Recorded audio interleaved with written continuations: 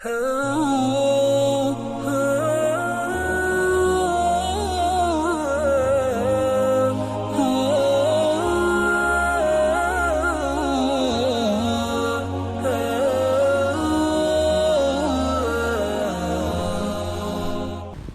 باللہ من الشیطان الرجیم بسم اللہ الرحمن الرحیم انا ارسلنا الیکم رسولا شاہدا علیکم کما ارسلنا الی فرعون رسولا فعصى فرعون الرسول فأخذناه أخذا وبيلا فكيف تتقون إن كفرتم يوما يجعل الولدان شيبا السماء منفطر به كان وعده مفعولا إن هذه تذكرة فمن شاء اتخذ إلى ربه سبيلا۔ شروع کرتا ہوں اللہ رب العالمین کے نام سے جو بڑا مہربان نہایت رحم کرنے والا ہے۔ عزیز سامعین کرام، گزشتہ کل سورہ مزمل کی آیتوں میں آپ حضرات کے سامنے یہ بات آئی تھی کہ اللہ تعالیٰ نے نبی کریم صلی اللہ علیہ وسلم کو ان آیتوں میں تسلی دی تھی۔ چنانچہ اللہ نے کہا تھا کہ جو پروردگار ہے مشرق کا اور مغرب کا، یعنی جو رب ہے مشرق کا بھی اور مغرب کا بھی، اور جس کے سوا کوئی بندگی کے لائق نہیں ہے، عبادت کے لائق نہیں ہے، تو اے نبی صلی اللہ علیہ وسلم اسی پروردگار کو اپنا کارساز بنائیے، اپنا وکیل بنائیے۔ اس آیت میں آپ کو بتایا گیا تھا کہ وہاں پر اس آیت سے معلوم ہوا کہ نبی کریم صلی اللہ علیہ وسلم جیسی ذات کو ہی یہ حکم دیا گیا کہ اللہ کے علاوہ اور کسی کو اپنا وکیل نہ بنائیں، تو مجھے بھی اور آپ کو بھی اور ساری امت کے لیے بھی یہی بات ہے کہ اللہ کے علاوہ اپنا کسی کو وکیل بنانا جائز نہیں ہے، بلکہ اللہ ہی کارساز ہیں، سب کچھ کرنے والے اللہ ہی ہیں، اس کے علاوہ اور کسی کو اپنا کارساز نہیں مان سکتے، نہیں بنا سکتے، جیسا کہ آیت کی روح میں آپ کو بتایا گیا تھا۔ چنانچہ پھر مزید یہ بات بتائی تھی کہ اے نبی جی، یہ جو لوگ کہہ رہے ہیں آپ ان کی باتوں پر آپ صبر کیجئے اور ان لوگوں سے بڑے اچھے انداز کے ساتھ، خوبصورت انداز کے ساتھ الگ ہو جائیے، انہیں چھوڑ دیجئے۔ اور اے نبی جی، ان لوگوں کو جو کہ جھٹلانے والے ہیں، جھٹلانے والوں کو اور مجھے آپ چھوڑ دیجئے۔ یہ جھٹلانے والے جو کہ دنیا میں عیش و آرام والے ہیں، اور انہیں تھوڑی سی مہلت دے دیجئے۔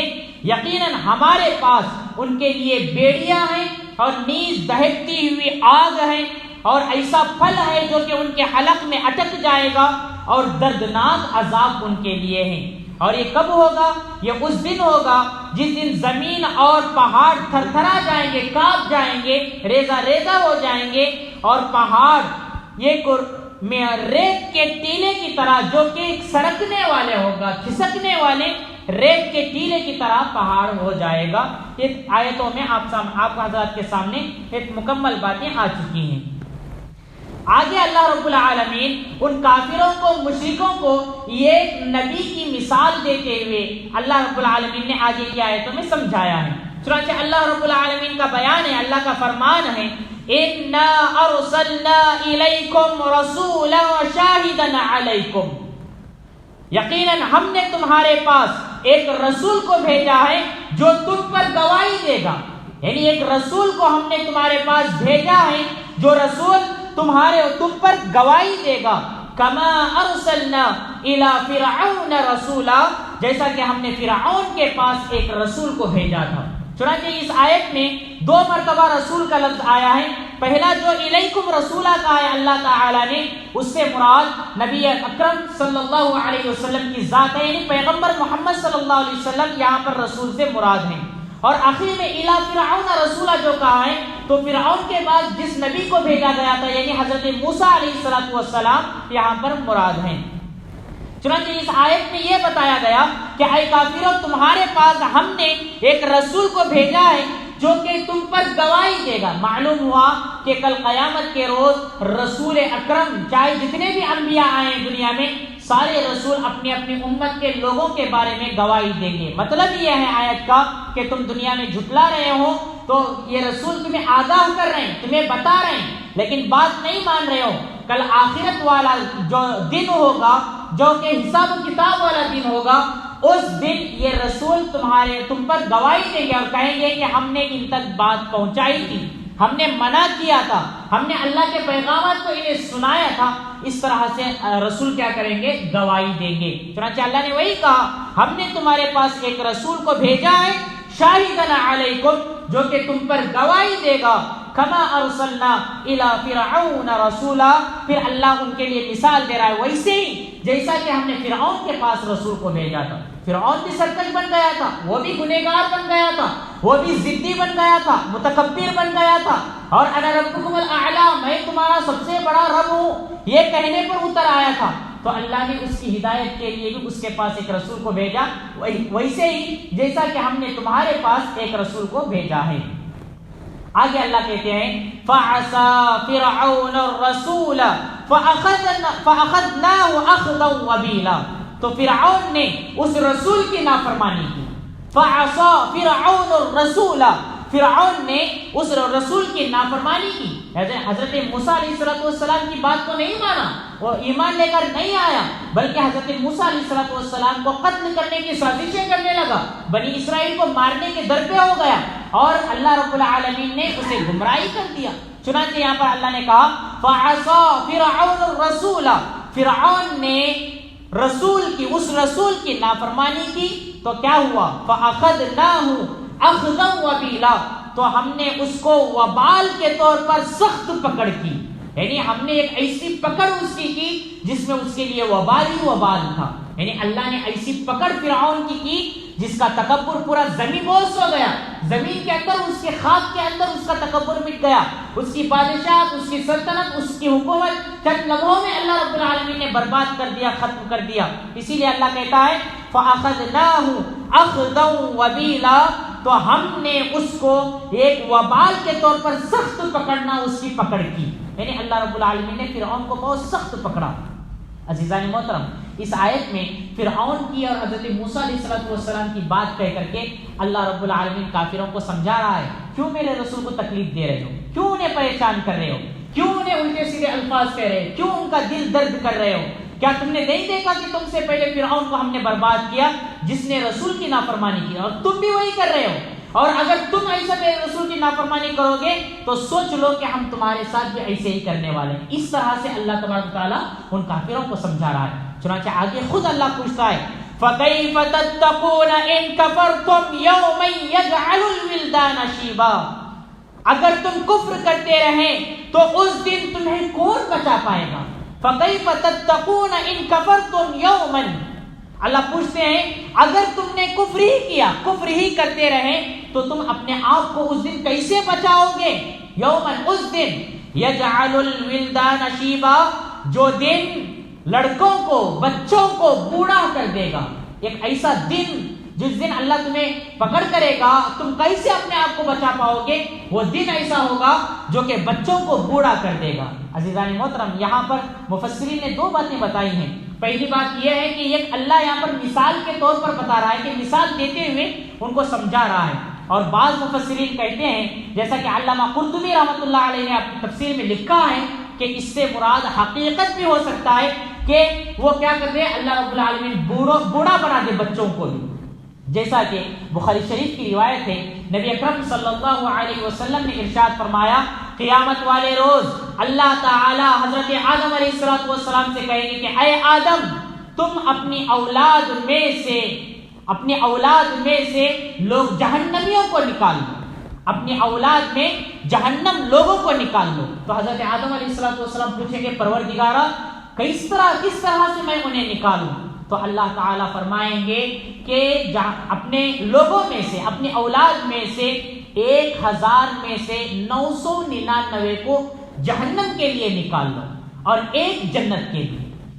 تو صحابہ رضی اللہ تعالیٰ عنہ کے سامنے جب یہ حدیث نبی اکرم صلی اللہ علیہ وسلم نے سنائی، تو یہ بات صحابہ رضی اللہ تعالیٰ عنہ کو ڈر دلانے والی ہو گئی، اور آپ صحابہ رضی اللہ عنہ اجمعین کے چہرے شک ہو گئے اور ان کے فق ہو گئے، اور وہ چہروں کے اندر ایک طرح کی مایوسی ہونے لگی کہ ہمارا کیا ہوگا؟ 999 لوگ 1000 میں جہنم میں جائیں گے تو کون جنت میں جائے گا؟ اس طرح سے انہیں ایک طرح سے فکر لائق ہو گئی. تو نبی اکرم صلی اللہ علیہ وسلم نے صحابہ کی جب یہ پریشانی دیکھی تو آپ صلی اللہ علیہ وسلم نے ارشاد فرمایا ڈرو نہیں, 999 یاجوج ماجوج کی قوم میں سے ہوں گے اور ایک جو جنتی ہوگا وہ ہم میں سے ہوگا. نیز اللہ کے نبی صلی اللہ علیہ وسلم نے یہ بھی ارشاد فرمایا امید دلاتے ہوئے کہ جنت میں, اہل جنت میں آدھے جنتی میری امت کے ہوں گے.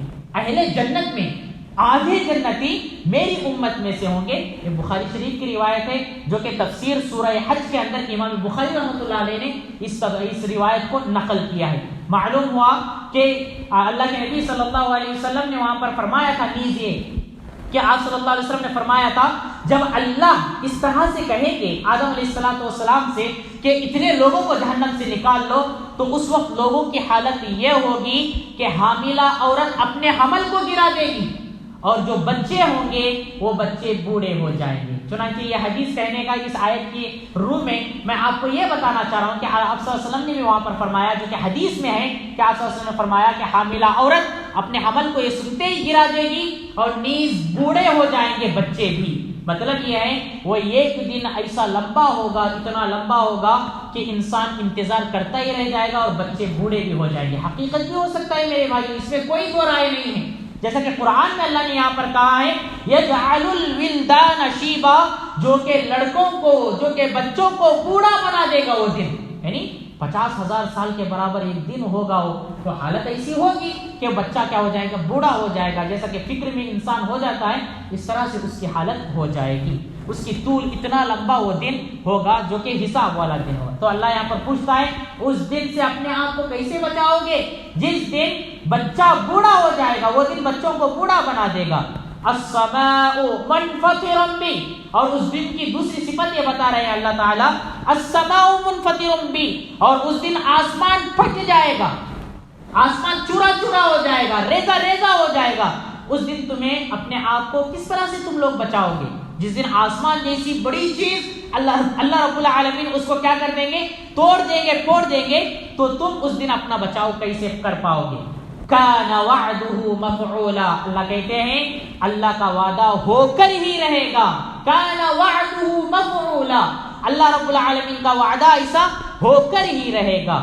ان هذه تذکرہ, یقیناً یہ ایک نصیحت ہے, یعنی جو آگے کی آیت میں آیا, جو کہ گزشتہ کل بھی آیا, کل سے لے کر آج تک کی جو آیتوں میں جو مضمون گزرا ایک نصیحت ہے. اللہ تبارک تعالیٰ کہتا ہے ان هذه تذکرہ, یقیناً یہ ایک نصیحت ہے.